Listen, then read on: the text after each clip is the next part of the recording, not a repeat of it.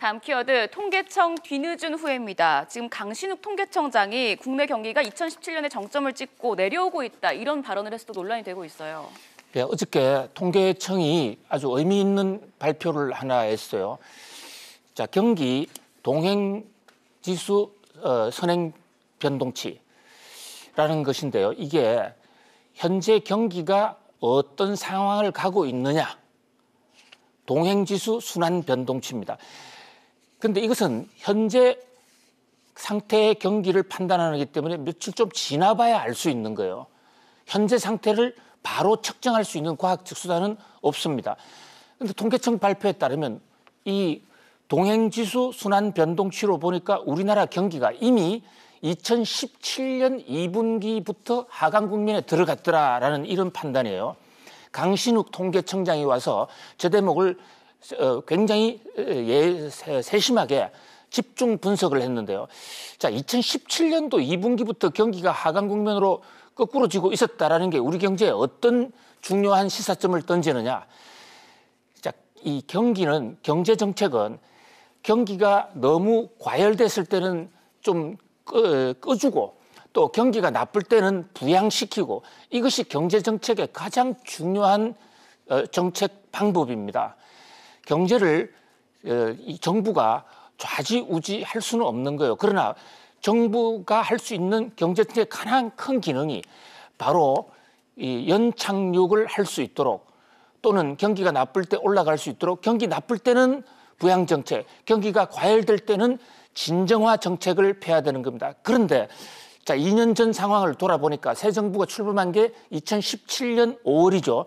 5월 시작되자마자 우리가 경기가 내리막이었다고요. 경기가 내리막이었는데 현 정부의 책임이 있고 없고 이 문제를 얘기하는 게 아닙니다.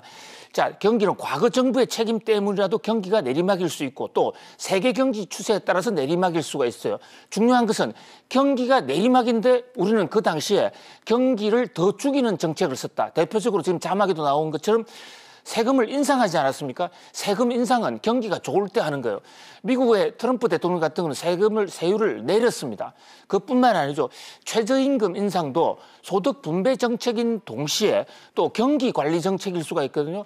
그것이 경기가 내려가는 시점에서 임금을 올렸다고요. 그러니까 기업의 생산 코스트를 높일 수 있었다. 이런 등등의 점에서 우리 경제가 엇박자, 경기 상황을 잘 모르고 경제정책을 썼다라는 이런 지적이 나오고 있는 것입니다.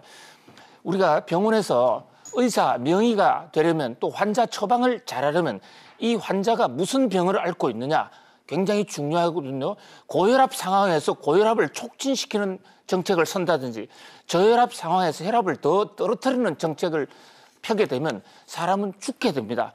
그래서 의술이나 처방 기술에 앞서서 진단 기술이 더 중요하다 이런데, 적어도 통계청 강신욱 청장의 진단으로는 지나보니 우리 경기 진단이 틀렸더라. 그래서 오늘날 우리 경제가 나빠지는 것 같다. 이런 얘기예요. 자, 이 대목에서 정말 다시 한번 우리는 반성을 하고 책임질 사람도 책임을 져야 된다고 봅니다. 새 정부 들어서 청와대 정책실 팀은 물론이거니와 경제를 총괄하고 있는 기획재정부가 계속 경기가 좋다라고만 얘기해 왔습니다. 근데 나타나는 과학적인 수치로 보면 경기가 꺼져가고 있었다는 거죠. 그런 면에서 잘못 경기를 진단하는 바람에 최고 정책 결정자의 판단을 흐리게 한 죄, 이것은 상당히 실로 크다고 하지 않을 수 없습니다. 지금이라도 편견 없이 자신의 이 편견을 갖게 되면 자기가 보고 싶은 대로만 보이는 겁니다. 과학은 냉엄한 것이고 있는 그대로 얘기한다라는 그런 관점에서 볼 때 경제 정책 입안자들이 편견을 버리는 것이 가장 중요할 것으로 보입니다. 네, 네 번째 키워드로 넘어가 보겠습니다.